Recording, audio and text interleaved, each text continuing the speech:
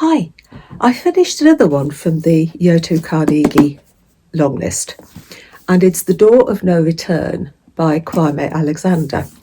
And again, it's a verse novel. There are actually 4 on the long list this year, 4 verse novels. The Joseph Coelho one, The Boy in the Maze, I think it's called. Digging for Victory, this one, and then another one that I can't remember, but it's on order from the library, so as soon as I've read it I'll let you know. But there were 4 this year. I think last year there were only 2, but this year there are 4. This one takes you on a journey. Right at the outset, the author tells us that it's historical fiction based on the lives of the Asante people who lived in the area that is now Ghana.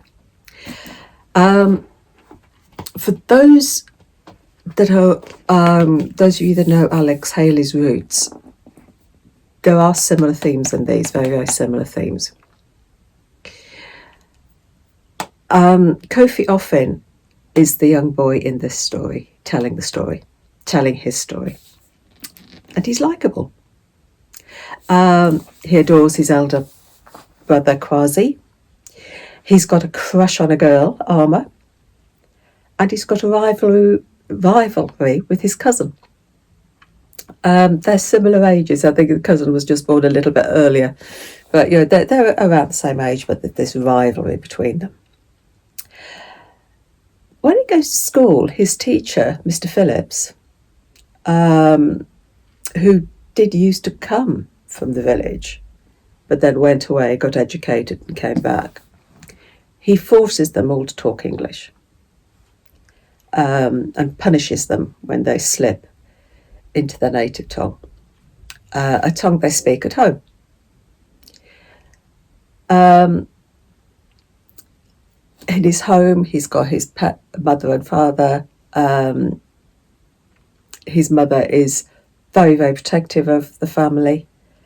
And the character of his grandfather, Nana Mosey, this man full of stories, full of riddles that he teases Kofi of, with the stories of the culture that he tells and Nancy the spider, these folk tales from the idea of telling the stories to pass on.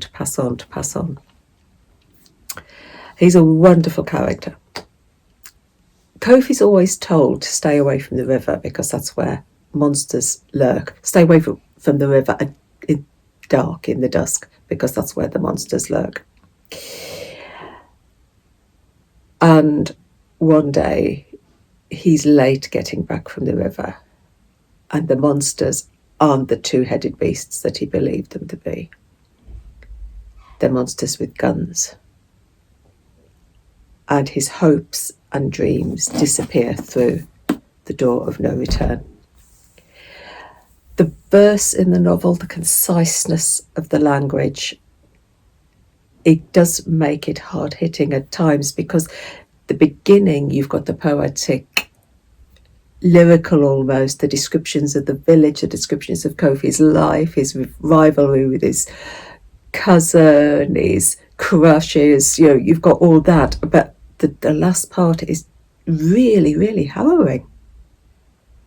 It's brutal, graphic violence in here.